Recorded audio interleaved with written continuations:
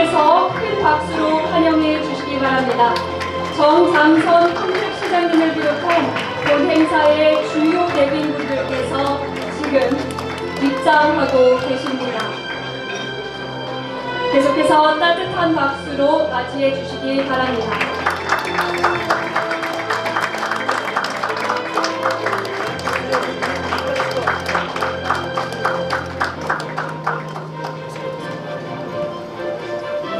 네, 감사합니다. 참석하신 내빈분들께서도 운영요원의 안내에 따라 자리에 착석해 주시기 바랍니다.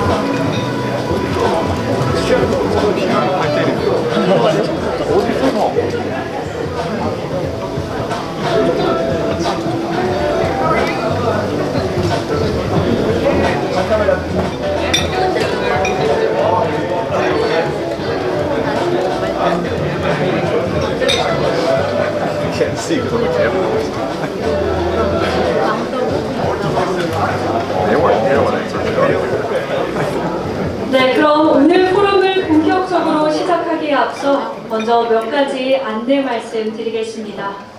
금요일 진행되는 행사는 개회식과 2개의 세션으로 진행됩니다. 또한 본 포럼에는 동시 통역이 제공됩니다. 지금 테이블 위를 보시면 통역 수신기가 놓여져 있을 텐데요. 이 수신기를 이용하셔서 한국어는 3번, 영어는 4번 채널을 이용해 주시기 바랍니다. Distinguished guests, ladies and gentlemen, before we officially begin, we have some housekeeping announcements to make. The first is that today's forum will consist of the opening ceremony and 2 sessions. At each of the sessions, you will be given the opportunity to ask questions to the speakers. We invite you to make the most of that opportunity. And for your convenience, simultaneous interpretation will be provided throughout the entire duration of today's forum.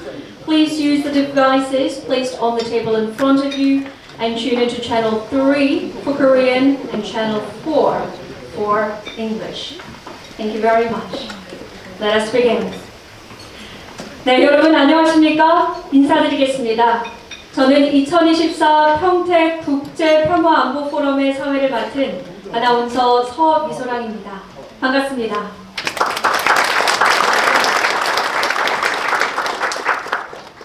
네, 감사합니다. 먼저 바쁘신 가운데 귀한 발걸음 해주신 내외빈 여러분께 진심으로 감사의 말씀 드립니다. 한미동맹과 군사안보 협력을 위해 여러모로 힘쓰고 계시는 국내외 각 기관과 관계자분들과 함께하는 이 뜻깊은 자리에 함께할 수 있어서 대단히 영광으로 생각합니다. 급변하는 신냉전 시대에 맞춰서 평택시의 비전과 동북아 평화와 번영을 모색하기 위해 미 대선 이후 한반도 정세라는 주제를 가지고 이번 포럼을 개최하게 되었습니다. 그럼 지금부터 제4회 2024 평택 국제평화안보포럼을 본격적으로 시작하겠습니다. 먼저 이번 행사를 빛내주시기 위해 귀한 발걸음 해주신 주요 내빈분들을 소개해드리겠습니다. 시간 관계상 한 분 한 분 소개해드리지 못하고 화면을 통해 보여드리는 점 너그러운 양해 부탁드리겠습니다. 화면을 함께 보시죠.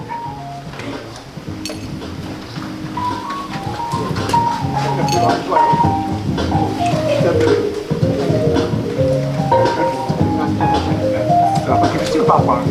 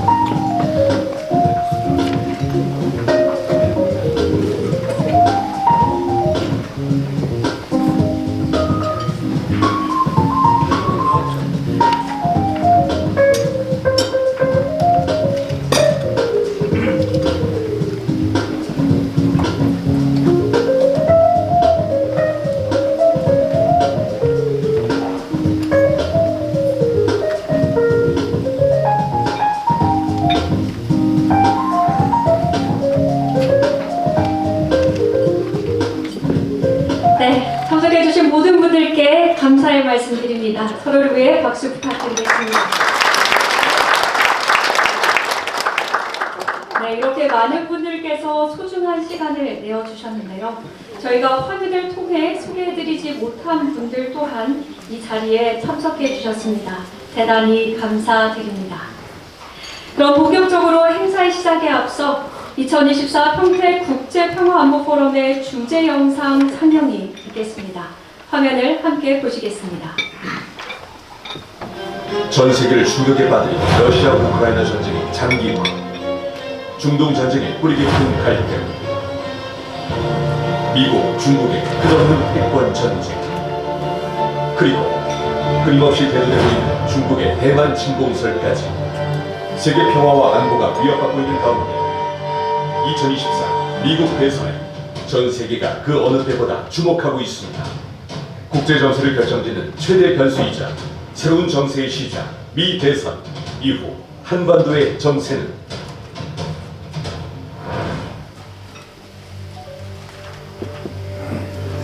글로벌 규범 기반 질서 강화를 위해 긴밀히 공조해 나갈 수 있도록 하는 중요한 계기인 지금, 한미 동맹 정전협정 70주년을 맞이해 최초로 모인 한유엔사 회원국 국방장관회의, 한반도에서 대한민국의 안보를 위협하는 적대 행위나 무력 공격이 재개될 경우 공동으로 대응할 것입니다. 함께 만들어낸 70년의 역사, 한층 견고해진 한미 동맹은 군사, 안보 동맹에서 경제, 기술 동맹, 나아가 자유, 인권, 민주주의 보편가치로 맺어진 가치 동맹까지 한미 동맹은 전 세계 자유와 평화를 지키는 글로벌 동맹으로 거듭나고 있습니다. 스마트폰, 자율주행차, 드론 배달, 그리고 인간을 도우, 인간을 대신할 로봇의 등장, 단 한 번도 경험해보지 못한 새로운 세상. 우리는 지금 인공지능 시대에 서 있습니다. 우리의 현재와 미래를 결정하는 핵심 기술인 반도체, 반도체 칩 하나가 세계 경제를 뒤흔드는 지금, 독자적인 반도체 기술 개발에 체계적인 대책이 필요할 때입니다. 세계 최대 반도체 메가 클러스터를 조성하고 AI 반도체 분야 연구개발 투자 대폭 확대 중 혁신 기업의 성장을 돕는 대규모 펀드 조성 계획을 통해 나아가 우리는 국제적 협력, 기술산업 파트너십을 강화할 것입니다. AI 반도체로 새로운 반도체 신화를 써내려간 대한민국, 위기는 더 나은 미래를 향한 도전할 수 있는 기회. 2024 평택 국제 평화안보 포럼 지금 시작합니다. 네, 여러분 뜨거운 박수 부탁드리겠습니다. 보신 것처럼 대한민국의 대표 국제도시인 평택시가 앞으로도 한미동맹 그리고 동북아 평화안보의 중심이 되어 역할을 잘 수행할 것을 믿습니다. 그럼 이제 이번 행사의 본격적인 문을 여는 개회사를 청해 듣겠습니다. 개회사는 정장선 평택시장님께서 수고해 주시겠습니다. 정장선 시장님을 뜨거운 박수로 모시겠습니다.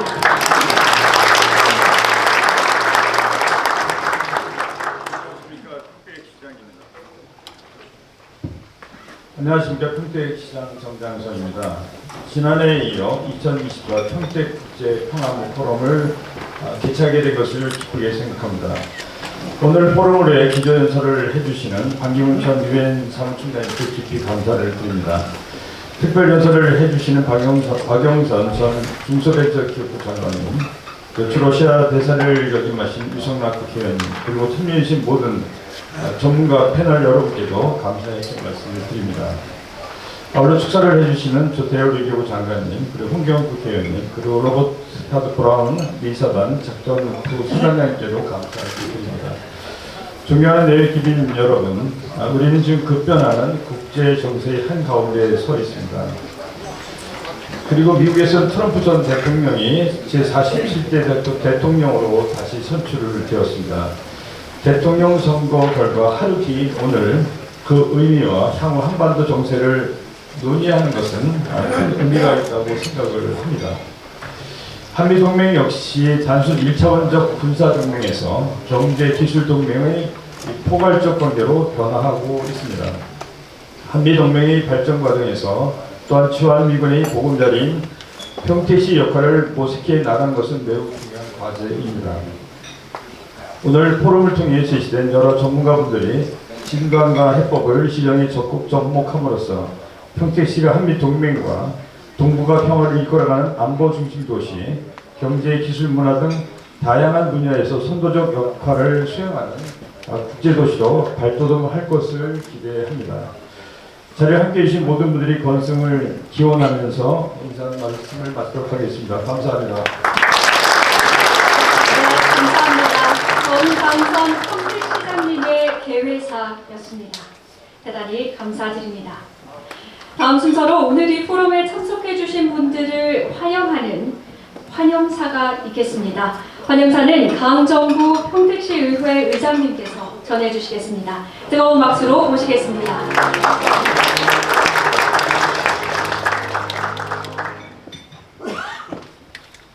네, 안녕하십니까. 평택시의장 강정구입니다. 오늘 세계적으로 평화와 안보 위협이 가중되는 가운데 2024 평택국제 평화 안보 포럼 개최를 진심으로 축하드리며 논의의장을 마련해 주신 관계자 여러분, 토론자 여러분께 진심으로 감사드립니다. 바쁘신 와중에도 참석해 주신 홍기현, 유성락 국회의원님, 로버트 타드 브라운 미 이사단 작전 부사령관님, 또 오늘 특별히 기조연설을 맡아주신 반기문 전 유엔 사무총장님과 특별연설을 맡아주신 박영선 전 중소벤처기업부 장관님께도 감사의 말씀을 드립니다. 국제 정세가 경제 패권 속에 긴장이 고조되는 가운데 그 중심에는 세계 최대 규모 미군 기지와 삼성 반도체 공장을 중심으로 우리나라 안보와 경제 핵심 역할을 견인하고 있는 평택이 있습니다. 반도체 산업의 미래는 기술 혁신과 글로벌 정치 경제의 변화에 따라 달라질 것이며 미 대선 이후 한미 동맹은 새로운 국면을 맞이할 것입니다. 이번 포럼은 동북아 전략경쟁과 한미 동맹에서 평택의 역할이 무엇인지 논의하고 오랫동안 정치, 경제, 문화 등 모든 분야에서 서로 협력하는 동반자인 한미양국이 함께 상생하는 방안을 모색하는 자리가 될 것입니다. 평택시의도 변화하는 세계 정세 속에 한미동맹의 발전과 평택의 위상을 위해 노력하겠습니다. 감사합니다. 네, 감사합니다. 강정구 평택시의회 의장님의 환영사였습니다. 그럼 계속해서 오늘 이 뜻깊은 자리를 축하하기 위해 축사를 해주실 분들을 만나보겠습니다. 첫 번째로 조태열 외교부 장관님의 축하 영상을 화면으로 만나보시겠습니다. 따뜻한 박수 부탁드립니다. 정강선 평택시장님, 강정구 평택시의회 의장님, 그리고 내외 귀빈 여러분, 2024 평택 국제평화안보 포럼 개최를 진심으로 축하드립니다.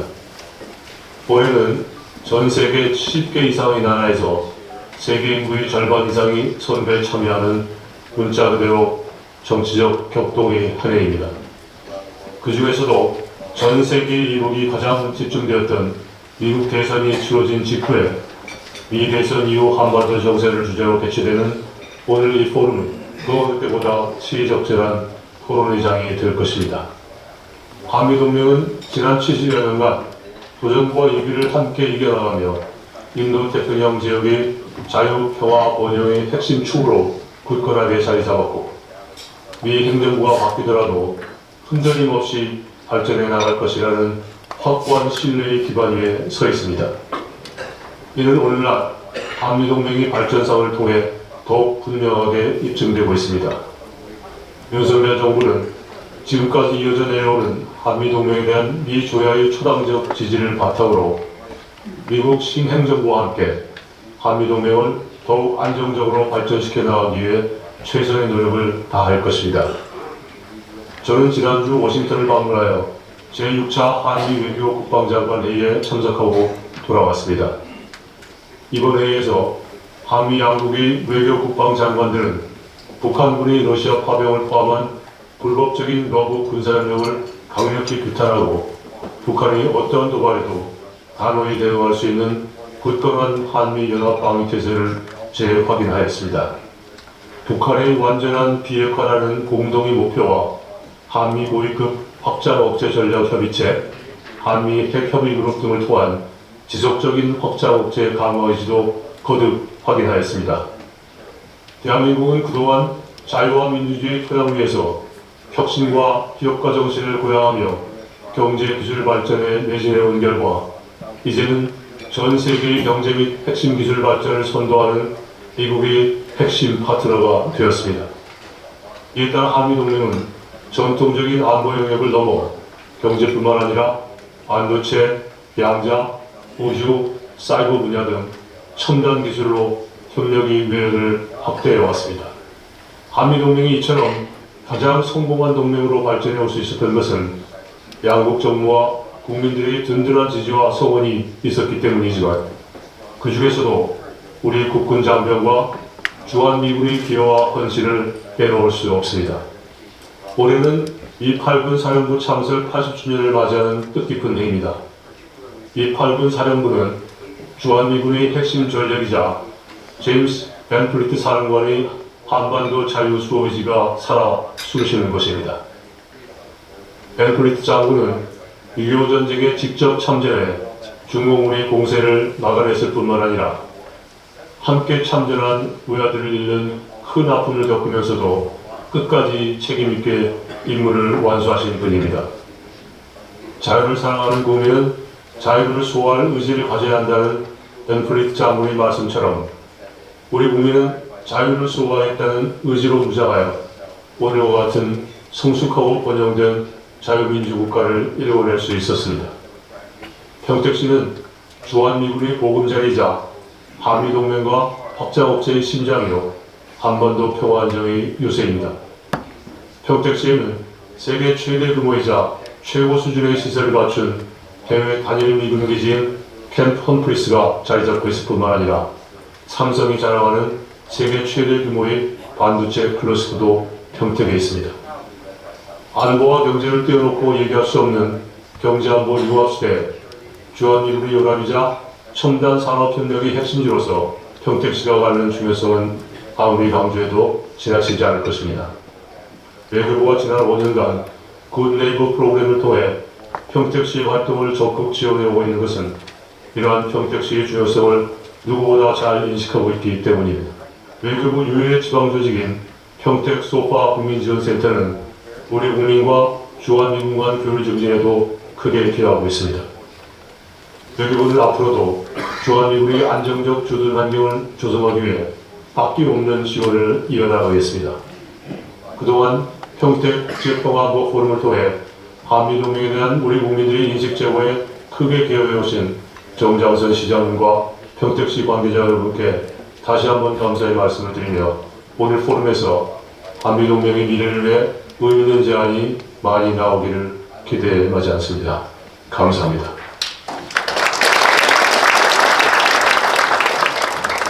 네, 장관님께서 말씀해 주신 것처럼 시의적절한 이번 포럼이 활발한 토론과 교류의 장이 될 수 있도록 최선을 다하겠습니다.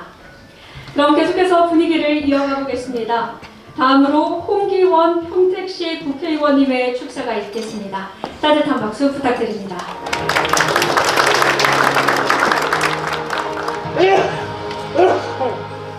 안녕하십니까. 평택갑 국회의원 홍기원입니다. 먼저 2024 평택 국제평화안보 포럼 개최를 진심으로 축하드립니다. 대한민국의 평화와 안보에 매우 의미 깊은 행사를 준비해 주신 정장선 시장님, 그리고 바쁘신 가운데서도 오늘 기조연설을 맡아주신 반기문 전 유엔 사무총장님, 또 특별 연설을 해주실 박영선 전 중소벤처기업부 장관님과 그리고 저와 함께 국회 외교통일위원회에서 함께 일하시는 위성락 의원님께 감사드립니다. 또한 마상윤 한국국제정치학회 회장님을 비롯해 오늘 발표와 토론을 맡아주실 모든 분들께도 깊은 감사 말씀드립니다. 우리 평택 평화국제안보 포럼이 해를 거듭할수록 발전하고 있는 것 같아서 매우 기쁘고 뿌듯합니다. 잘 아시는 대로 전 세계 주목을 받았던 미국 대선에서 트럼프 대통령이 또 예상을 깨고 압도적인 승리를 했습니다. 이로써 세계의 안보와 평화 그리고 경제는 다시 한번 변화의 국면을 맞이하게 되었습니다. 국제 질서가 이렇게 요동치고 있는 지금 우리는 외교안보 지형 변화에 선제적으로 대처하며 위기는 기회로, 기회는 더욱 확실한 성공으로 만들어 나갈 수 있도록 철저히 대비해야 합니다.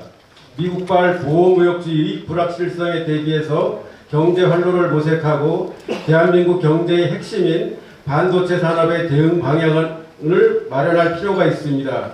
그런 점에서 오늘 포럼의 주제는 정말 시의적절하다 하겠습니다. 무엇보다 평택은 현재 세계 최대의 주한미군기지 캠프 험프리스 그리고 또 오산 공군기지가 있는 국제안보의 중심지로서 한미동맹의 미래를 이끌어가는 요충지이자 국제평화도시입니다. 오늘 포럼에서 한미동맹의 역할과 향후 발전 방안을 모색하고 또 우리 평택의 핵심 산업인 반도체에 대한 건설적인 논의가 함께 이루어지기를 기대합니다. 다시 한번 귀한 시간 내어서 자리를 빛내주시는 모든 참석자 여러분께 감사드리며 앞으로도 한반도의 평화와 경제 안보를 위한 지지를 계속해 주시기를 부탁드립니다. 감사합니다. 네, 홍기원 평택시 국회의원님의 축사였습니다. 다음으로 로버트 터드 브라운 미 이사단 부사단장님의 축사가 있겠습니다. 따뜻한 박수로 무대 위로 모시겠습니다.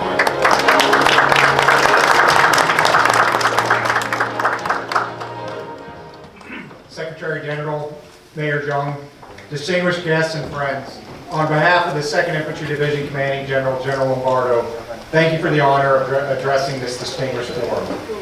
The 2nd Infantry Combined Division stands as a testament to the unwavering commitment of our two nations to the defense of the Republic of Korea. Since 1950, we have been here, forward deployed and ready to fight tonight. Embodying the strength of the ROK-US alliance, a partnership forged in shared sacrifices and an enduring dedication to peace and security. Our division represents the physical manifestation of this alliance. Every day, alongside our ROK counterparts, we train, operate, and stand prepared for any challenge, reinforcing the stability of not only the Korean Peninsula, but also the broader Northeast Asia region. Beyond readiness, our commitment is also to the community, the city of Pyeongtaek. Our partnership with the people here is vital. We are grateful to Mayor Jung and the Pyeongtaek community for their steadfast support, which strengthens our mission and enriches the lives of our soldiers and families. Together, we forge a stronger, more resilient future for all. Thank you, and 갑시다.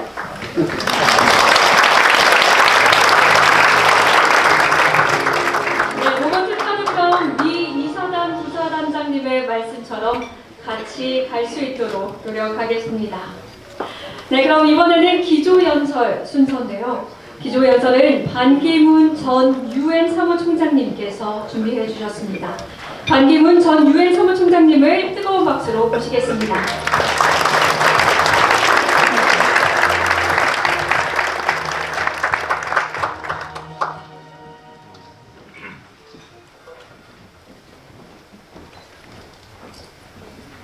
존경하는 정장선 평택시장님, 강정구 평택시 의회 의장님, 홍기원 의원님, 유성락 의원님, 박영선 전 중소벤처기업부 장관님, 그리고 주한 외교사절들과 한미연합사 장성 여러분, 그리고 내외 귀빈 여러분, 오늘 미 대선 한반도 정세라는 주제로 국제 포럼을 개최하게 된 데서 진심으로 축하를 드리고 또 초청해 주신 데 대해서 감사드립니다.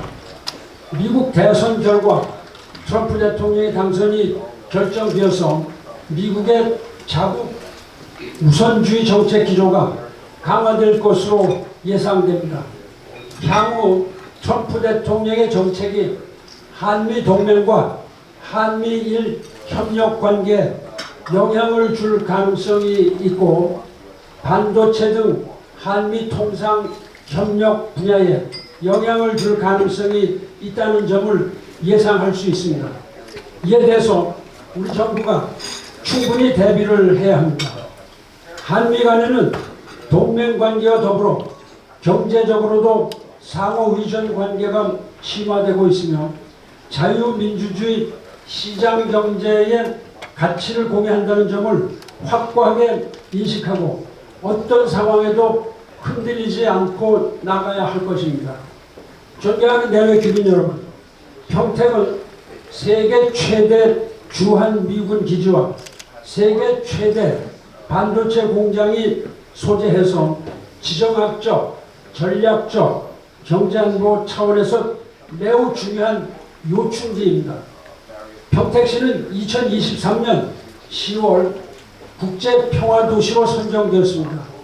또한 연례적으로 개최되는 평택국제평화안보 포럼을 통해서 평택시가 한미동맹의 상징도시로 자리매김하게 되었습니다. 이번 평택국제평화안보 포럼은 11월 5일 실시된 미국 대선 결과에 따라서 앞으로 미국 신정부의 정책들이 세계 정세 전반 및 한반도 평화에 미치게 될 영향에 대해서 토의하는 매우 시정제라고 의미 있는 기회가 될 것으로 생각합니다. 우선 미국 신정부는 중국과의 관계를 어떻게 설정해 나갈지를 결정해 나갈 것으로 보입니다. 지난 바이든 정부와 마찬가지로 중국과 대립 구도를 형성하게 될 가능성이 많습니다.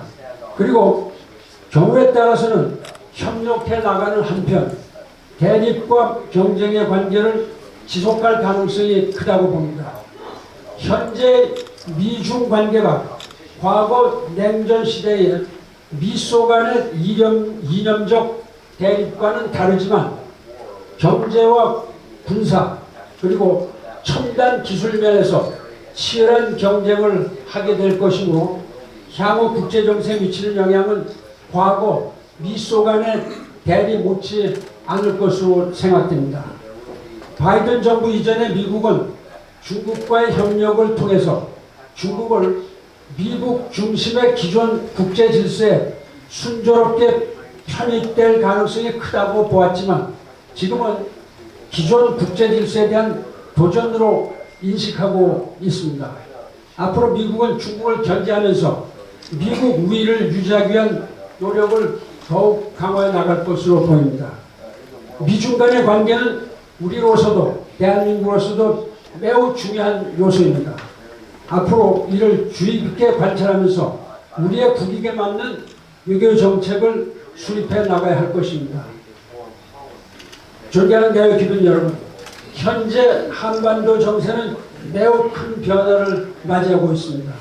지난 6월 19일 푸틴 러시아 대통령이 북한을 방문해서 북한 포괄적인 전략적 동반자 관계에 관한 조약에 서명했습니다. 동조약 4조에 보면 이 코트 한쪽이 무력 침공을 받을 시 지체 없이 군사적 및 기타 원조를 제공한다라고 명시되어 있습니다. 소련과 북한 간에 러시아와 북한 간에 군사동맹 조약이 다시 복원됐다고 볼 수 있습니다. 옛날에 소련과 북한 간의 군사동맹 조약이 다시 복원됐다고 볼 수 있습니다. 푸틴 대통령은 동조약 체결 후에 한국이 먼저 북한을 침공하지 않는 한 동조약이 적용될 가능성은 없다고 한국을 무마하는 발언을 하였지만 최근 러시아 북한 간의 군사협력 관계를 보면 매우 우려스럽다 이렇게 말할 수밖에 없습니다. 특히 러시아가 우크라이나 침공에 북한의 무기와 병력을 제공받고 있다는 사실은 한반도 정세는 물론 한국과 러시아 관계 그리고 나토와 러시아 그리고 북한과의 관계에 큰 부정적인 영향을 주게 될 것입니다. 이러한 정세 변화에 대해서 우리는 한미 동맹과 한미일 협력을 강화하고 자강을 위한 노력을 계속해 나가야 합니다. 특히 미국 신정부와의 관계는 매우 중요합니다. 한미 관계는 물론 한미일 협력을 재확인하고 계속 강화해 나가는 노력을 해야 됩니다. 이에 못지않게 우리의 자강 노력도 중요하다, 이렇게 말씀드립니다. 우리 군의 역량을 AI 시대에 맞도록 재편해야 합니다. 로봇과 드론 그리고 컴퓨터 시뮬레이션의 역량을 더욱 강화해 나가야 합니다. 그리고 북한의 오물풍선에 대해서도 향후 어떤 형식의 도발로 발전할지 상상력을 발휘해야 합니다. 북한이 단순히 오물풍선으로 그칠 가능성은 크지 않습니다. 예측할 수 없는 도발을 예측해야 합니다. 북한의 러시아에 대한 병력 파견이 미칠 수 있는 영향에 대해서도 주의 깊게 관찰하고 대응해 나가야 합니다. 한반도 정세에 따라서 러시아가 관여하게 될 가능성도 있고 중국의 반응에 대하여도 심도 있는 검토가 있어야 합니다. 북한은 러시아의 병력을 파견함으로써 경제적 이익을 확보하고 첨단 무기에 대한 기술 협력을 요구할 수 있는 근거를 마련하고자 합니다. 제가 가장 걱정되는 것은 북한이 ICBM을 개발하는데 아직까지 대기권에 진입할 수 있는 그런 기술은 못 갖고 있는 것으로 알려지고 있습니다. 만약에 러시아가 대기권 진입에 가능한 기술을 제공할 경우에 미국 본토를 북한에서 바로 공격할 수 있다. 며칠 전에 시험 발사한 ICBM이 7,000km 이상을 날아갔습니다. 그러나 이러한 것이 아직 대기권 진입이 안 되고 들어오는 과정에 타버리니까 다행이지, 만약에 이것이 미국 본토에 떨어진다 하면 그야말로 상상할 수 없는 국제적인 벼락이 일어날 수 있다. 이런 점을 말씀을 드립니다. 그런 면에서 우리는 유엔과 국제사회의 대북한 제재를 무력화시키는 이런 중대한 문제가 있습니다. 그리고 장거리 미사일과 핵무기에 대한 첨단 기술을 확보하게 될 경우에 우리가 북한에 대해서 가지게 되는 레버리지는 거의 없게 되고 상당히 약화될 것이다. 이런 점이 좀 걱정이 됩니다. 우리는 그런 면에서 러시아에 대해서 강력한 경고를 보내야 합니다. 그리고 중국과의 관계를 강화해 나감으로써 중국을 대북한 그리고 대러시아 관계의 중요한 레버리지로 활용하는 이런 방법도 생각을 해야 됩니다. 존경하는 내외 주민 여러분, 1950년 한국전쟁에서 대한민국의 자유와 민주주의를 지켜낸 유엔 사령부 회원국의 지지와 기여가 없었다면 오늘날 우리 대한민국이 누리는 자유, 번영을 이룩할 수 없었을 것입니다.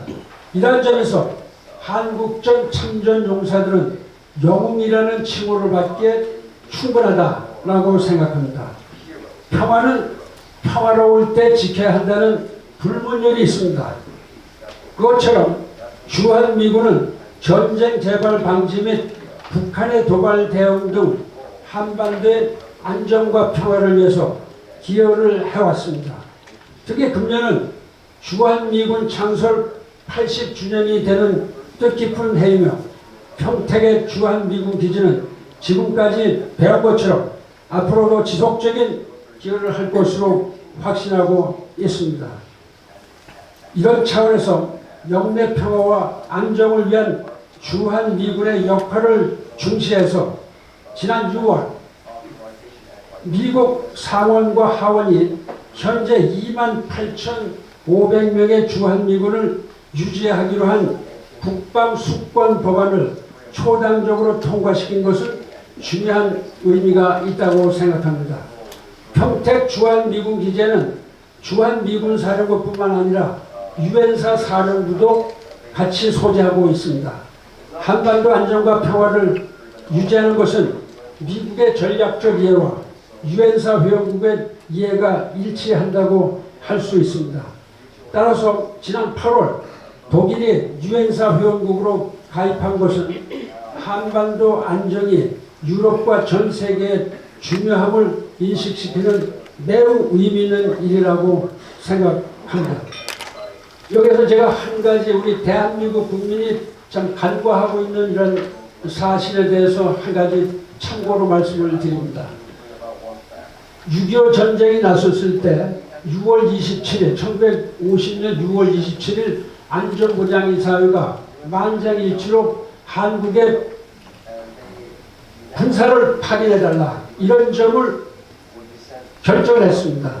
그러나 이러한 결정이 만약에 불행하게도 한반도에서 다시 그러한 그 무력 상황이 생겼을 때에 과연 우리가 얼마나 많은 나라들이 지난번에 16개국이 참전을 했습니다만 얼마나 많은 나라들이 다시 참전할 수 있느냐, 또 유엔이 다시 그런 결정을 할 수 있느냐, 거기에 대해서 심각하게 생각해야 됩니다.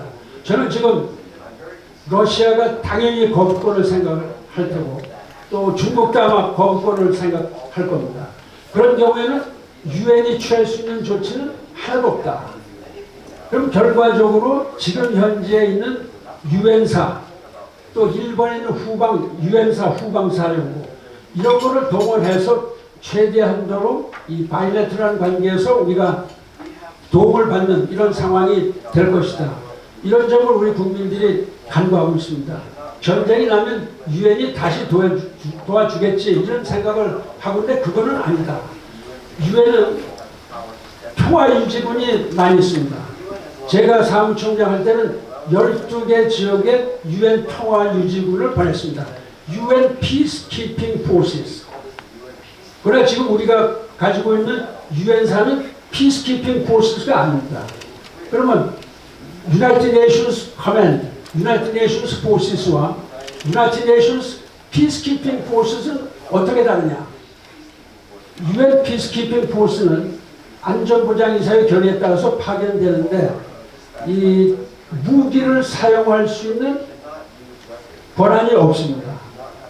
그러나 상대방이 무기를 사용했을 때 대응하는 차원에서 무기를 살 수 있다. 어떤 경우에는 웨스턴사하라 같은 데는 권총도 차지 못하고 그냥 맨몸으로 들어가 있습니다. 피스키핑, 평화유지군 이거를 결국 상대 여기에 군대하고 상대 이 군이 싸울 때에 유엔 평화유지군이 가운데에 배치를 하게 됩니다. 그래서 만약에 여기를 쏘려면 유엔 평화유지군을 밟고 넘어가는 수밖에 없다.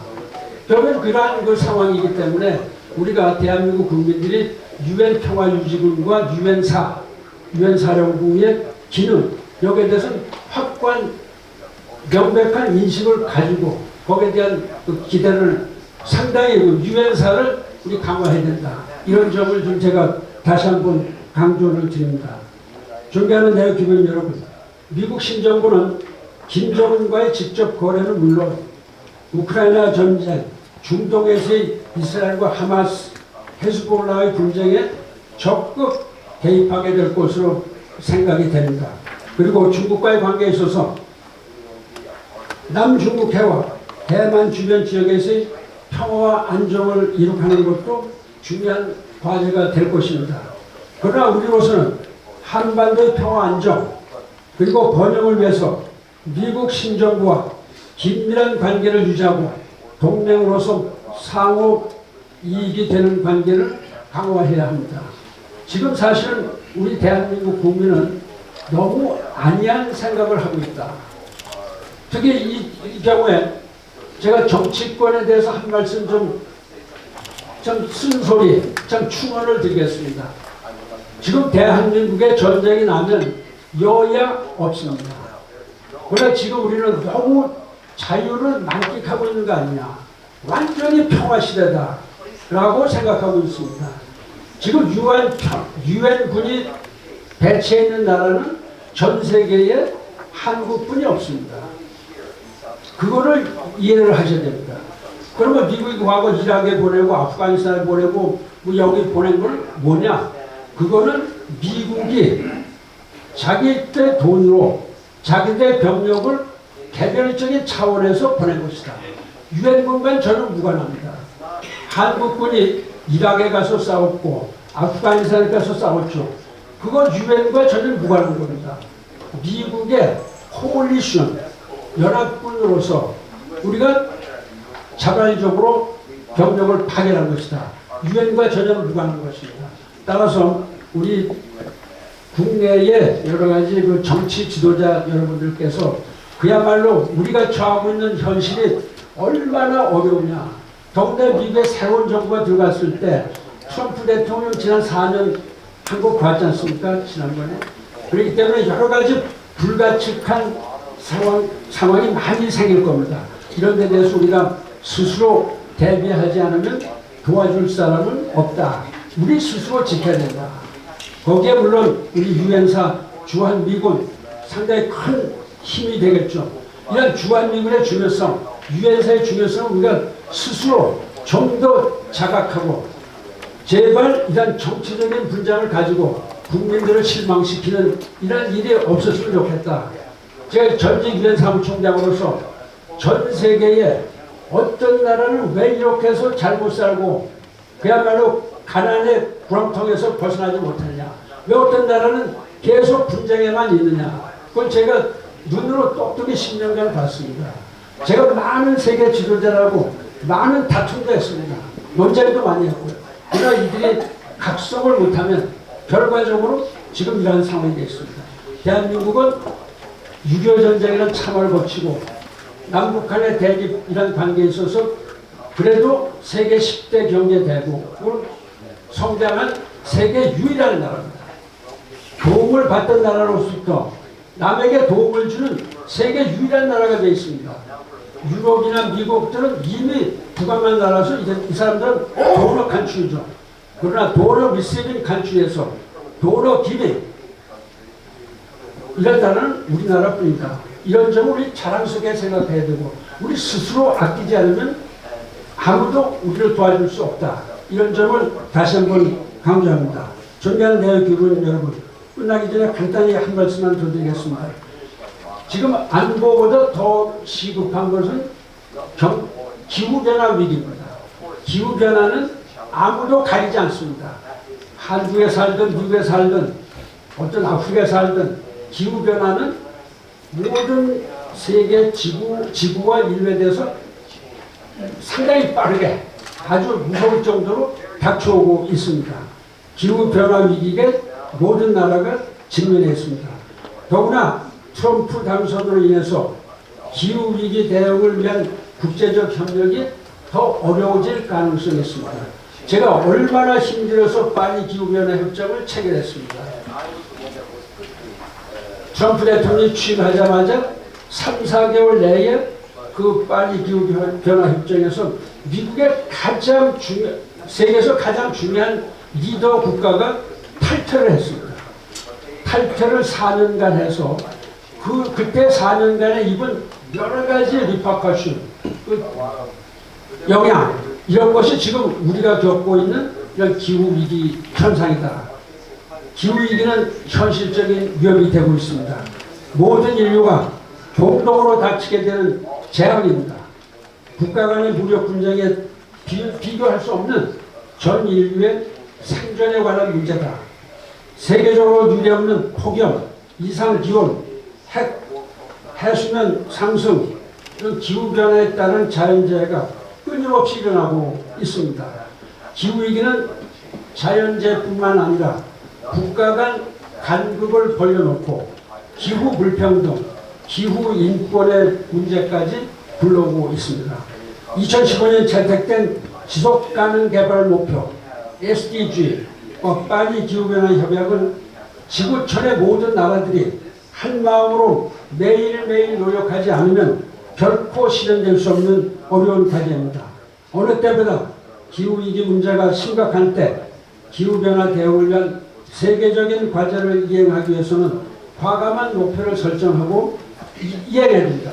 우리나라는 문재인 정부 때에 2030년까지 43%의 그린하우스 가스 에미션을 줄이고 2050년까지는 0%로 한다고 했고, 윤석열 정부에서 이걸 그대로 이어받아서 이행하고 있습니다. 이건 2050년까지 네트 제로를 달성해야 합니다. 예전에는 기후변화라고 했지만은 지금은 기후위기다. 클라이밋 크라이시스다. 클라이밋 체인지가 아니다. 클라이밋 크라이시스다. 그야말로 위기에 처했고 모든 국가가 힘을 합쳐야 될 때가 왔습니다. 국제기구와 각 나라, 민간, 시민단체, 경제, 정책 전문가 모두가 파트너십을 보여야 됩니다. 제가 몸담고 있는 보다 나은 미래를 위한 반기문 재단, 또 글로벌 녹색성장 연구소는 지속가능 발전과 기후변화 대응을 위해서 나름대로 노력을 하고 있지만 이것은 역부족이고 여러분들이 정부가 해야 된다. 기후변화에 대응하지 못하면 지속가능한 발전은 불가능하기 때문에 지속가능 발전과 기후변화 대응은 함께 이루어져야 합니다. 이런 차원에서 평택시가 기후위기 대응을 위한 탄소 중립, 녹색 성장 기본 조례를 제정했습니다. 또 온실가스 감축 및 기후위기 적응 시책을 적극 수립 시행하고 있는 것을 높이 평가합니다. 특히 환경 보존과 미래 산업 육성을 위해서는 선제적 에너지 전환이 필요하다 인식하여서 대한민국 수소 1번지 평택을 주창하고 전국 최초로 중대규모 수소 생산 시설을 완공한 것은 의미 있는 조치로 높이 평가하고 이 시장님께 감사의 말씀을 드립니다.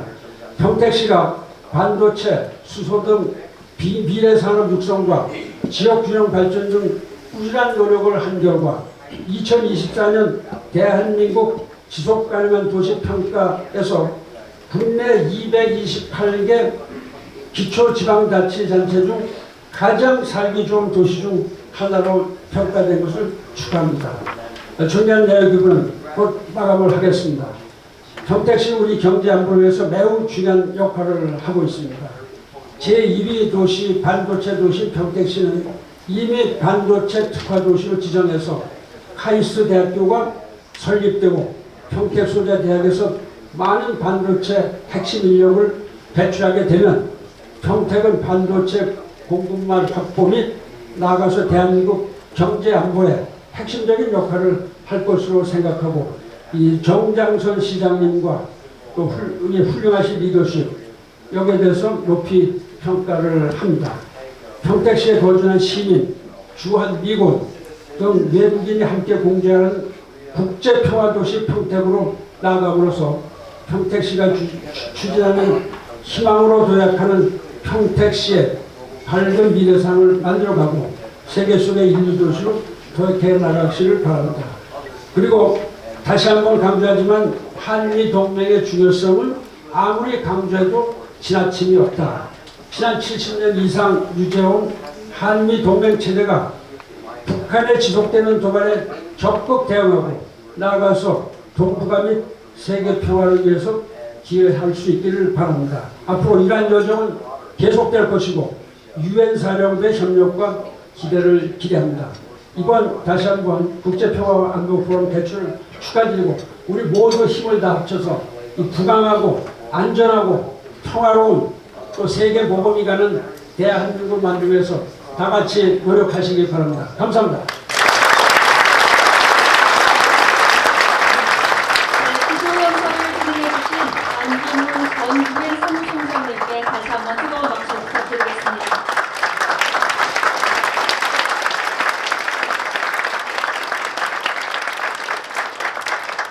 계속해서 두 개의 특별연설을 청해드리겠습니다. 첫 번째 특별연설은 박영선 전 중소벤처기업부 장관님께서 준비해 주셨습니다. 장관님을 여러분의 뜨거운 박수로 무대 위로 모시겠습니다.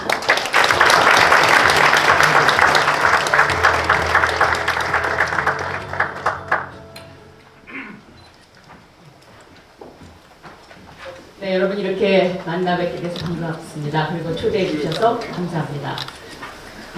이제 트럼프의 시대가 다시 열렸습니다. 세계 최대의 미군 기지를 갖고 있는 평택, 그리고 세계 최대의 최첨단 반도체 삼성전자 공장을 갖고 있는 평택, 그러한 시각에서 보면 이 트럼프 시대에 평택시를 이끌고 가는 정장선 평택시 시장님, 그리고 로버트 나트 브라운 미사단 부사단장님, 그 역할이 앞으로 더 중요해지실 것 같습니다. 그런 의미에서 힘찬 박수 부탁드립니다.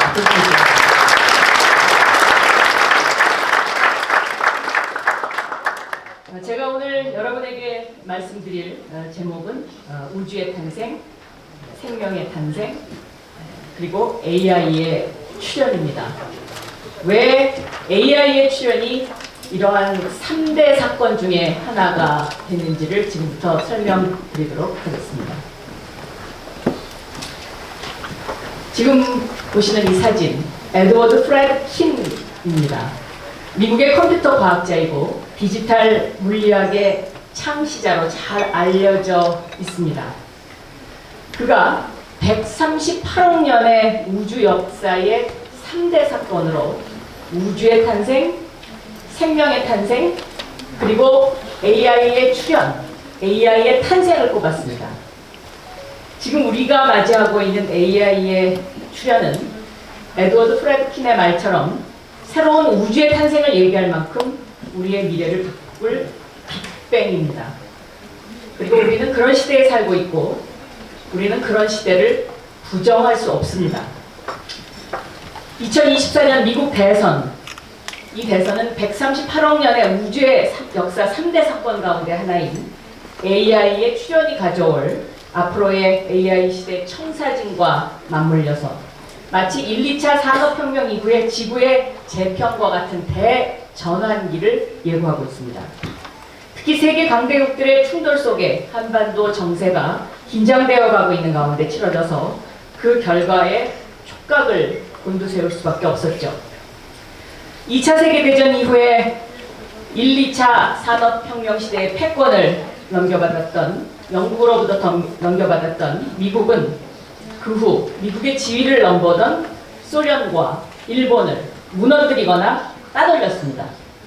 1950년부터 1980년까지의 30년간 미국과 소련의 양국 간의 경쟁은 우주개발 경쟁, 핵무기 확산, 군사적 긴장으로 나타났습니다.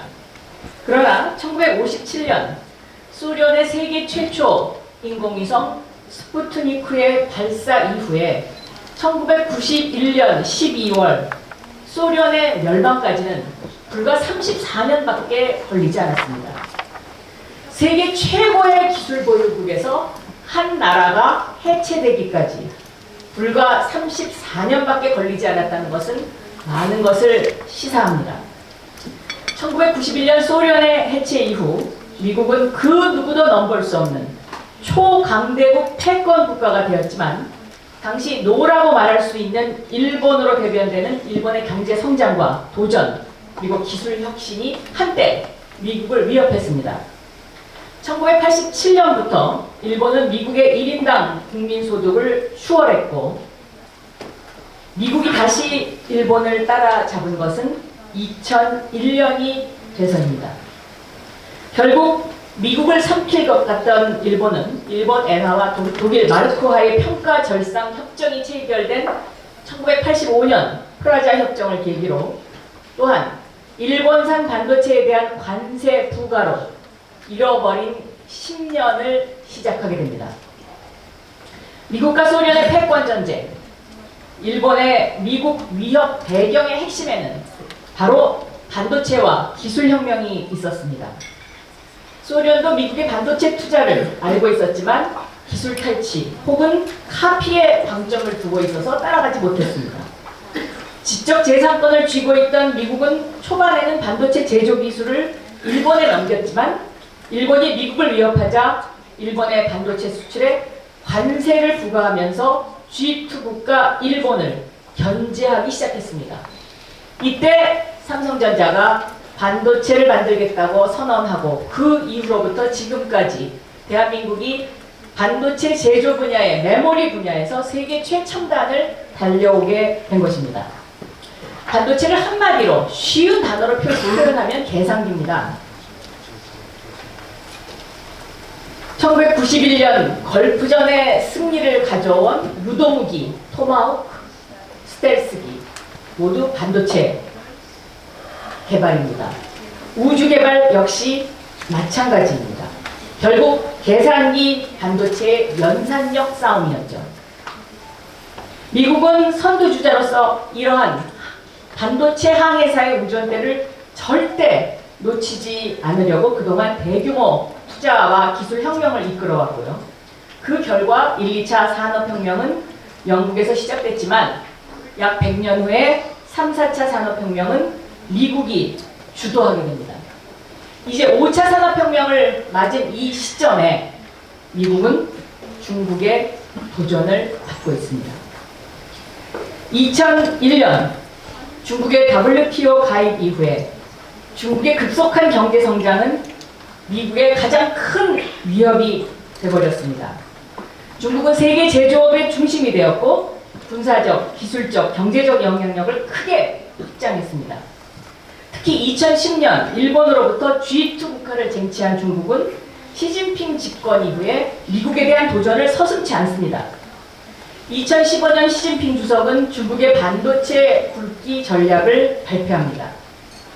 향후 10년간 2025년까지 1조 위안, 우리 돈으로 183조 원을 투자를 해서 당시 15%였던 반도체 자금률을 2025년에 70%로 끌어올리고 미국과의 반도체 경쟁에서 승리하겠다는 것이 주요 골자입니다.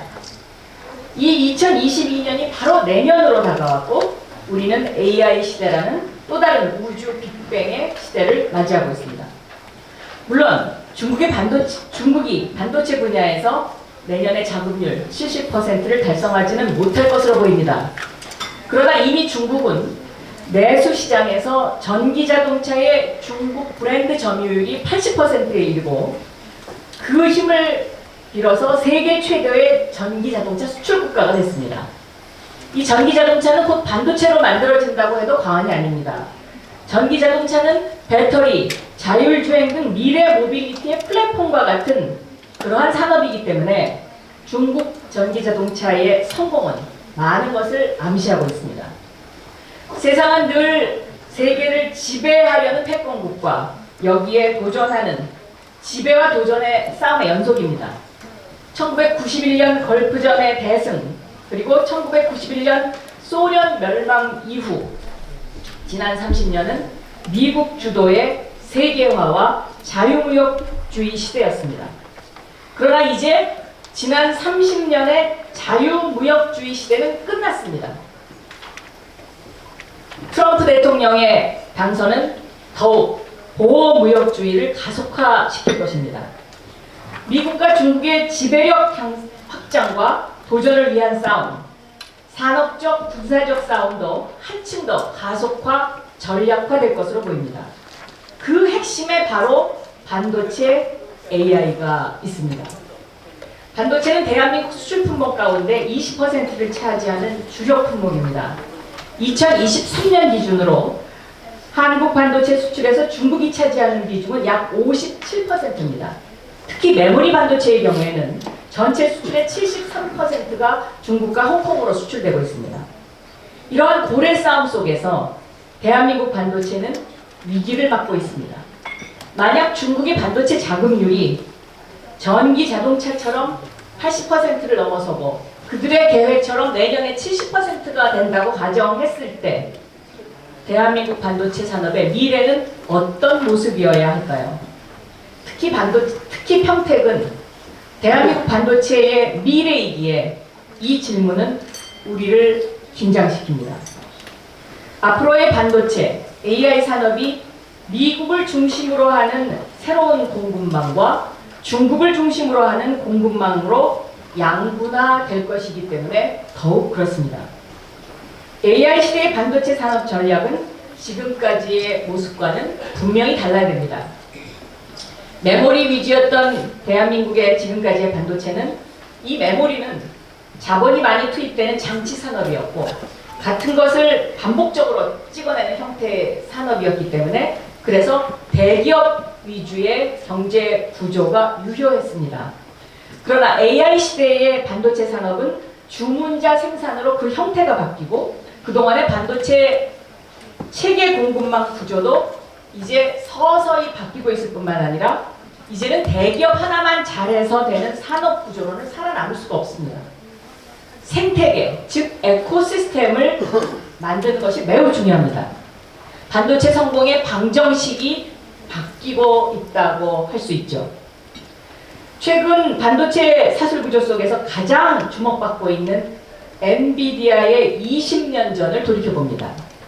2000년대 초에 엔비디아의 젠슨 황은 게임에 들어가는 부품을 설계해서 파는 회사였고 삼성전자를 만나기 위해서 젠슨 황은 간청해야 되는 상황이었습니다. 물론 젠슨 황은 남들이 모두 그 당시에 썼던 CPU를 넘어서는 GPU를 개발을 해서 남들과는 다른 모습으로 촉망받던 스타트업의 창시자였죠. 젠슨 황은 GPU의 성공에 머물지 않고 보다 사용이 간편하도록 CPU와 GPU를 연결한 H백을 만들었고 또 이를 후다의 핵심으로 만들어가면서 엔비디아의 생태계를 구축해 갑니다. 결국 모든 개발자들은 후다를 쓰게 되고 이는 결국 엔비디아의 모든 것이 락인되는, 즉 종속되는 결과를 가져오게 됩니다. 본격적인 AI 시대를 맞이해서 엔비디아는 블랙웰이라는 것을 만들어서 다시 한번 AI 시대 엔비디아의 생태계의 제국에 도전하고 있습니다. 그 성공의 비결 속에 바로 협력, 기업 간의 협력과 생태계가 존재하는 것입니다. 이런 상황에서 우리 반도체 산업은 그리고 AI의 산업은 어떤 미래를 그려야 하는지 그 해답을 찾아야 됩니다. AI 시대의 대전환이라는 관점에서 볼 때 챗 GPT와 같은 파운데이션 모델을 만들지 못했다는 그러한 시각에서 보면 한국은 한 발 늦었습니다. 물론 미국과 중국 이외의 다른 나라들도 모두 마찬가지입니다. 한국의 경우에 AI의 가교 역할을 했던 클라우드 산업의 주제를 국정원 시각에서 바라본 그 보안이라는 측면에서 완전히 풀지 못해서 늦었고 기업들은 과감한 대규모 투자에 늦었습니다. 제가 중기부 장관을 하면서 국정원의 시각에 갇혔던 규제를 절반 정도 풀긴 했습니다. 그러나 그 나머지 절반이 아직도 풀리지 않고 있다고 들었습니다. 또한 한국은 그동안 메모리 반도체에 너무 취해 있었다는 반성도 필요합니다. 2차 세계대전 이후에 지난 80년간의 기술 혁명을 되돌아볼 때 컴퓨터가 작아지리라고 예측을 하지 못했던 1960년대, 70년대의 IBM의 몰락, 또 데스크탑 PC에서 스마트폰 시대를 대비하지 못했던 인텔의 몰락 등이 교훈으로 다가옵니다. 역사적으로 30년 주기로 찾아오는 빅테크의 흥망성쇠는 파괴적 혁신을 요구하고 있습니다. 기업도 국가도 파괴적 혁신이 없으면 곧 몰락의 길로 접어듭니다. 2000년 초에 김대중 대통령 시절에 전국적으로 브로드밴드를 깔아서 인터넷 시대의 선두주자로 올라섰던 대한민국은 PC, 스마트폰 시대를 거치면서 지난 20년간 선진국의 지위에 올랐습니다. 그러나 메모리 반도체에 취해 있는 동안 우리는 AI를 발빠르게 대비하지 못했고 지금도 그 속도가 빠르지 않다고 생각합니다. 이제 우리는 다시 신발끈을 졸라매고 재도약을 준비해야 됩니다. AI 시대를 헤쳐나가기 위해서 정부는 올해 9월에 국가 AI위원회를 만들고 인프라 구축에 나섰고 이 국가 AI 컴퓨팅 프로젝트를 들고 나왔습니다. 그러나 그 시기를 더욱 앞당겨야 됩니다. 그리고 정부는 AI 에이전트 시대를 이끌 제대로 된 소모링 AI 프로젝트를 가동을 해서 지금 잠시 고속도로 휴게소에 머물고 있는 우리의 IT 산업계를 다시 질주할 수 있도록 만들어야 됩니다. 2000년도에 브로드밴드, 인터넷 고속도로가 지난 20년간 대한민국을 선진 IT 강국으로 만들었다면 이제 우리는 I정부, 즉 인텔리전스, 인공지능 정부 시대를 만들어야 됩니다. 현재의 이 정부, 즉 전자정부 시대를 원스톱 서비스의 시대라고 말을 한다면 I정부, 즉 인공정부 시대는 넌스톱 서비스의 시대라고 표현할 수 있습니다. 넌스톱 서비스는 AI 에이전트로 시작합니다. 이 AI 에이전트는 챗봇의 업그레이드 버전, 즉 모든 것을 다 알아서 해주는 비서, 이렇게 표현할 수 있습니다. 이미 미국의 기업과 정부 그리고 유럽에서는 프랑스 등이 이 일을 시작했습니다. 빌 게이츠는 앞으로 5년 안에 AI 에이전트 시대가 도래할 것이라고 예견하고 있습니다. 이미 구글은 초기 단계의 AI 에이전트 서비스를 하고 있습니다. 우리가 챗 GPT와 같은 파운데이션 모델을 개발하는 것은 늦었지만 이렇게 특정 분야에 특화돼서 소버린 AI와 AI 에이전트 시대에는 대한민국이 선두주자가 될 수 있습니다. 이 모델을 개발을 해서 국내 산업을 일으키고 다른 나라에 수출하는 것이 AI 시대 대한민국의 미래다라고 볼 수 있습니다. 우리는 20년 전 인터넷 시장이 열릴 때도 네이버와 카카오라는 대한민국 고유한 인터넷 기업을 만들고 키워온 경험이 있습니다. 미국의 구글, 애플에 점령당하지 않기 위해서 안간힘을 써왔던 유럽의 독일, 프랑스의 디지털 장관들이 제가 중기부 장관을 할 때 저에게 한국을 부러워하고 다시 들여다보게 된 계기로 바로 네이버와 카카오를 꼽았습니다. 구글에 대항하기 위해서 한국적 검색 기능을 구축한 네이버와 국민 메신저 카카오의 비결을 독일과 프랑스의 디지털 장관들이 저에게 질문했었습니다. AI 시대에도 우리는 이러한 한국 기업, 한국 산업을 키워내야 됩니다. 다만 22년 전에 네이버 카카오보다는 좀 더 글로벌한 시각을 가진 그러한 경영을 해야겠죠. 이 20년대 초, 20년 전 인터넷 세상이 열릴 때까지는 대만의 TSMC 하면 삼성전자의 이병철, 이건희, 구글에 대적하는 네이버, 이와 같은 한국을 대표하는 기업가가 있었습니다. 그런데 지금 AI 시대를 맞아서 샘 올트만, 젠슨 황, 일론 머스크, 이러한 사람에 대적할 만한 한국 기업과 기업인이 없다는 것, 우리가 뼈 아프게 받아들여야 하는 점입니다. 특히 이제 트럼프 미국 대통령의 당선으로 미국은 한국을 경제적, 산업적, 안보적 측면에서 더욱 압박할 것으로 예상됩니다. 미국 헤리티지 재단이 주도한 프로젝트 2025에 따르면 미국의 대외 전략은 동맹국 비용 증가와 중국의 포괄적 공세를 핵심으로 합니다. 대중국 경제 의존도 축소를 안보 협력의 전제 조건으로 명시하고 있습니다. 경제와 안보 전략을 긴밀히 연계해서 동맹국들을 미국 중심의 새로운 공급망과 안보 네트워크로 재편하려는 구상입니다. 트럼프 대통령 당선자는 경제적으로는 중국을 전략적 경쟁자를 넘어선 경제적 적국으로 규정하고 최대 60%의 관세를 부과하는 관세 무기화 전략을 천명했습니다. 1979년 미중 수교 이후에 지난 40여 년간 미국의 대중 외교의 축이 되었던 건설적 관여 정책, 컨스트럭티브 인게이지먼트로부터의 가장 큰 변화입니다. 미국에 대한 무역 흑자국에 대해서도 지금까지와는 다른 정책이 취해질 것으로 예상되고 있습니다. 안보 전략 역시 급진적 변화가 예상됩니다.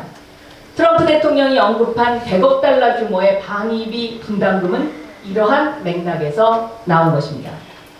세상은 지금 미국과 중국의 으르렁거림 속에서 새벽을 맞고 있습니다. 우주의 탄생, 생명의 탄생, 그리고 AI의 출현. 이 AI의 출현은 산업적으로 그리고 국가안보적으로 우리를 거대한 용트림의 소용돌이로 몰고 가고 있습니다. AI 시대의 전환이라는 파고 속에서 우리가 좌표를 잃지 않고 항해하기 위해서 우리는 이제 다시 우리의 모습을 점검하고 우리가 어디에 서 있으며 어디로 가고 있는지 이것을 조망할 때입니다. There is no AI without chips. 반도체 없이는 AI도 없다. 이렇게 얘기합니다. 저는 이 말에 한 발 더 나가서 There is no life without AI. 이제 AI 없이는 우리의 삶, 일상도 없다고 이야기를 합니다. AI는 에너지 측면에서 전기로 귀결됩니다. 그 전기를 무엇으로 만들 것이냐? 이것이 또 핵심 포인트입니다.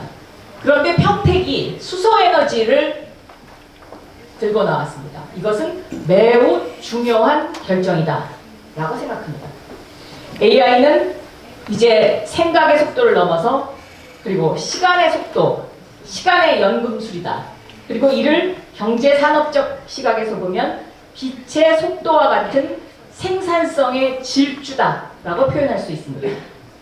지금 AI를 놓치면 그 속도는 회복이 불가능해 보입니다. 따라서 첫째도 AI, 둘째도 AI, 셋째도 AI입니다. 우주 138억 년의 역사 가운데 3대 혁명적 사건이 바로 우주의 탄생, 생명의 탄생, 그리고 AI의 탄생인 이유가 바로 여기에 있습니다. 감사합니다.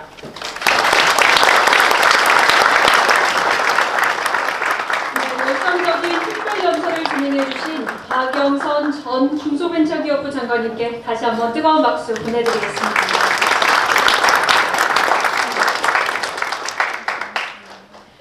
끝으로 주 러시아 대사를 역임하신 위성락 국회의원님의 특별연설 정해 듣겠습니다.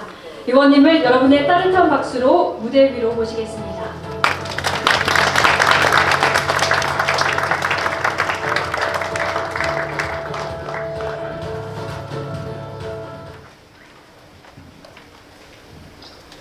네, 여러분 반갑습니다.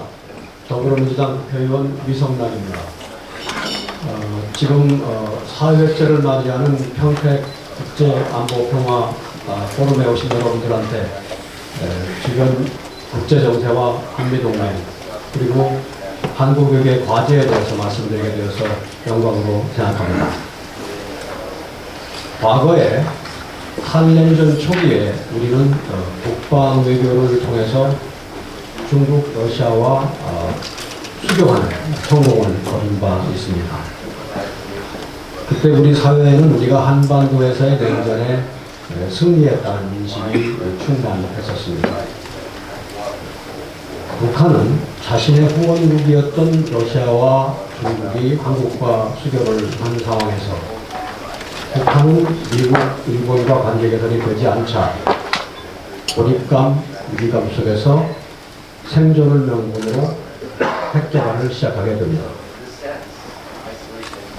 이렇게 시작된 북핵 문제가 그 후 수십여 년간 한국 외교의 난제로 작용합니다. 30여 년이 지난 지금 우리가 처한 전반적인 국제 환경은 미중 경쟁, 미러 대립 등으로 신냉전에 가깝습니다. 더욱이 한반도에는 고도화된 북한의 핵미사일 위협까지 있습니다. 이런 가운데서 윤석열 정부는 북한에 대한 강한 대응, 한미 동맹과 한미일 협력의 강화를 우선하는 정책을 추진해 왔습니다. 중국, 러시아와의 관계를 관리하는 데는 별 성과를 내지 못했습니다. 그러한 결과로 지금 한중 관계와 한러 관계는 수교 이래 최저점이 되었습니다. 북한의 핵미사일 위협은 최고점에 이르렀습니다. 중국과 러시아는 연대를 지속하고 북한과 러시아는 동맹이 되었습니다. 급기야 북한의 파병으로 두 나라는 혈맹이 되는 단계에 이르렀습니다. 한반도 주변의 진영 구도는 점점 첨예화되고 있습니다. 또 중국과 러시아는 이제 북한 핵 문제는 물론이고 한반도 문제 전반에 걸쳐서 점점 더 비협조적이 되고 있습니다. 여기서 러시아와 관련된 상황을 좀 세부적으로 살펴보자면 북러 동맹과 북한의 러시아에 대한 파병은 멀리 탈냉전 이후에 진행되었던 러시아와 서방 간의 오랜 불신과 대립에 연결되어 있습니다. 또 가까이는 러시아의 우크라이나 침공과 연결되어 있습니다. 그렇지만 이것이 다는 아닙니다. 그 이후에 미국과 러시아 간에 또 한국과 러시아 간에 벌어진 여러 가지의 작용과 반작용을 거쳐서 지금의 결과가 나온 것입니다. 그 사이에는 캠프 데이비드에서 있었던 한미일 안보 협력 합의도 있었고, 한미 간의 핵 협의 그룹에 따른 핵 기반 동맹 강화도 있었습니다. 미국이 중국과 러시아를 견제하기 위해서 구축한 영내 격자형 수호자자 협력 체제도 있었습니다. 이 모든 움직임에 대해서 러시아는 강력히 반발하고 반작용을 해왔습니다. 지금 정부는 북한과 러시아 간의 무기거래라든가 북한과 러시아 간의 동맹이라든가 파괴라든가 이런 문제들을 우리와는 무관한 북한과 러시아의 잘못된 행동이라는 관점에 서서 보고 있습니다. 러시아의 우크라이나 침공이 잘못이고, 러시아가 전쟁을 하기 위해서 무기가 필요했기 때문에 북한의 무기를 갖다 쓰게 되었고, 그러다 보니 동맹이 되었고, 그러다 보니 파병에 밀게 되었다. 모두 러시아와 북한 때문이다. 이런 인식을 가지고 있습니다. 마치 이런 일들이 진공 속에서 벌어진 것처럼 상황을 인식하면 효율적인 대처 방안이 나오기 어렵습니다. 맞대응 위주의 대중적인 대처 방안이 나오기 쉽습니다. 지금의 결과가 상호간의 인터액션의 결과물이라는 객관적인 인식이 있어야 보다 현실적인 대처가 나올 수 있습니다. 더군다나 지금 정부의 외교안보 정책은 역대 어느 보수 정부에 비해 보더라도 이념적이고 대중적이고 강성입니다. 그러니 러시아 북한의 잘못된 움직임에 대해서 강하게 대처하는 것이 우리가 할 올바른 일이다라고 판단하기 쉽습니다. 자칫하면 상황이 치고받기 쉽고 악화될 수 있고, 그렇다 보면 우리 주변 주요국 간의 역학 구도가 우리 외교의 문신을 크게 좁히는 방향으로 귀결될 가능성이 없지 않습니다. 그러한 구도는 마치 30여 년 전에 우리가 국회 문제를 만나서 지금까지 그 난제와 실현해왔던 것처럼 앞으로 수십 년간 한국 외교의 역적 분야가 될 수 있습니다. 그러면 우리는 진영 구도 속에서 북한의 비핵화, 한반도의 평화 정착, 한반도의 통일 추구라고 하는 우리 외교의 주요 아젠다를 내놓아야 할지도 모릅니다. 여기에 더하여 어제 나온 미국의 대선 결과는 한국 외교에 또 다른 여러 가지 과제를 안기고 있습니다. 트럼프 후보가 당선이 되었는데 그가 애용하는 정치구호 아메리카 퍼스트가 말해주듯이 그런 동맹이나 북핵이나 중국이나 러시아 문제에 관해서 바이든 행정부와는 크게 다른 접근을 할 것으로 예상이 됩니다. 지금 정부는 대외 정책을 동맹 강화라는 중요한 토대 위에 세워왔습니다. 그런데 만일 트럼프 행정부가 미국의 위주로, 미국 편의로 동맹을 대하게 되면 상당한 어려움에 직면하지 않을 수 없을 것입니다. 정부가 이미 서명한 방위비 분담 협정은 물론이고 그 협정이 다시 재협상 되지 않는다는 보장은 없습니다. 주한미군에 대한 철수 내지는 감축도 제기될 수 있습니다. 확장 억제 공약이 계속 견고할지 잘 살펴보아야 할 겁니다. 또 트럼프 대통령의 당선으로 미국 간의 대화 가능성은 좀 더 높아졌습니다. 일각에서는 북한이 핵무력을 증강하고 러시아와 동맹이 되었기 때문에 굳이 미국과 관계를 수립해 나갈 필요성을 적게 느낄 것이다 라고 보는 견해도 있지만 저는 좀 다르게 생각합니다. 아마도 제 생각에는 김정은은 강화된 핵미사일 능력과 또 러시아와의 동맹으로 생겨난 강화된 입질 바탕으로 미국과 더 나은 협상을 할 수 있다고 생각할 것이고 그런 입장에서 대미 대화를 추진할 수 있습니다. 이 경우에도 북한은 여전히 우리 쪽과는 대화를 거부할 것입니다. 그러면 한국이 배제된 상태에서 트럼프 행정부가 북한과 핵협상을 하게 되는 결과가 올 수 있습니다. 그러면 우리는 예측이 어려운 트럼프 대통령을 상대로 중요한 협상에서 우리의 입장을 반영하려는 어려운 노력을 해야 합니다. 또 트럼프 당선자는 중국에 대해서 막대한 관세 부과를 예고하고 있습니다. 경제와 통상 부분에서 한국 정부와 기업이 안게 될 부담도 상당할 것입니다. 아울러서 미국이 우크라이나 전쟁에서 발을 빼고 미러 관계를 개선하려고 할 가능성도 예견됩니다.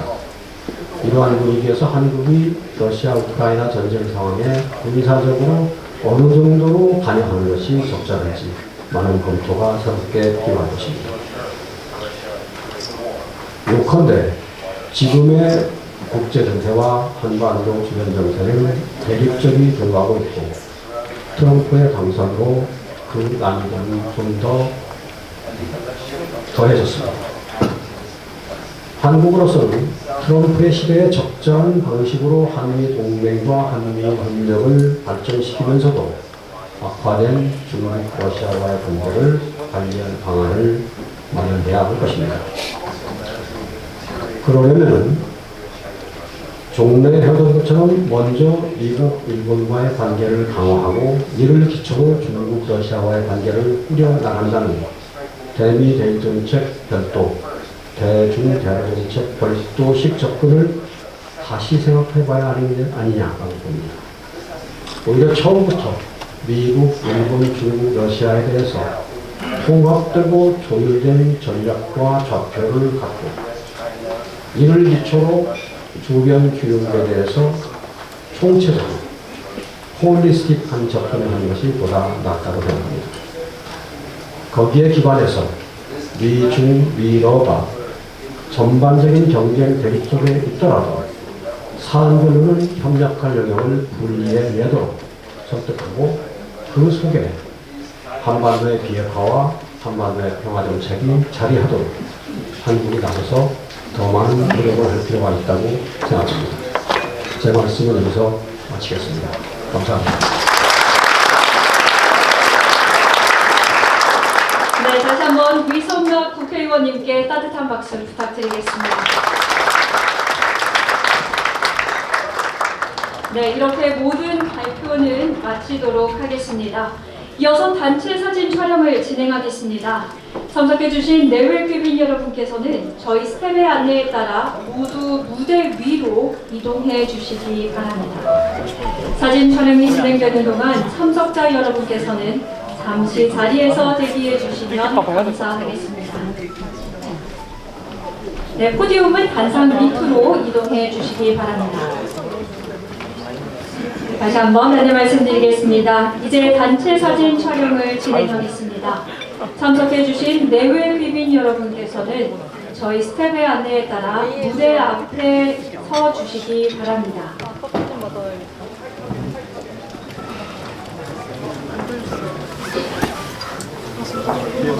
네, 총 3개의 포즈로 촬영을 하겠습니다. 먼저 정면에 있는 카메라를 봐주시고요. 환하게 웃어주시면 감사하겠습니다. 제가 하나, 둘, 셋 하면 촬영을 시작하겠습니다. 하나, 둘, 셋. 네, 그럼 이번에는 파이팅 포즈를 해보겠습니다. 모두 오른손을 들어주시고요. 제가 하나, 둘, 셋 하면 파이팅을 외쳐주시기 바랍니다. 네, 모두 오른손을 들어서 파이팅 포즈를 취해주시고요. 네, 하나, 둘, 셋, 파이팅! 네, 감사합니다. 끝으로는 박수치는 모습도 담아보겠습니다. 2024 평택 국제평화안보 포럼의 성공적인 개최를 축하하는 마음을 담아 지금 따뜻한 박수 부탁드리겠습니다.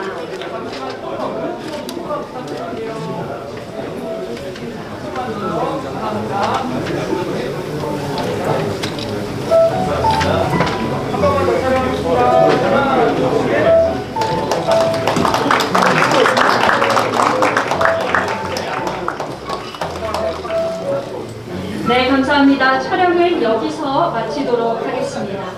모두 자리로 돌아가 주시기 바랍니다.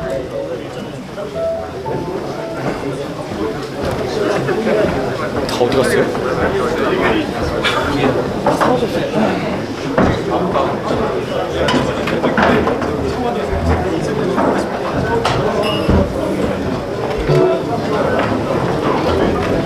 네, 이것으로 2024 평택 국제평화안보포럼의 개회식을 모두 마치도록 하겠습니다. 끝까지 자리해주신 여러 내외인분들과 참석자분들께 깊은 감사의 말씀 전해드리며 시간 관계상 바로 세션 1을 이어서 진행하겠습니다. 세션 1은 동북아 전략경쟁과 한미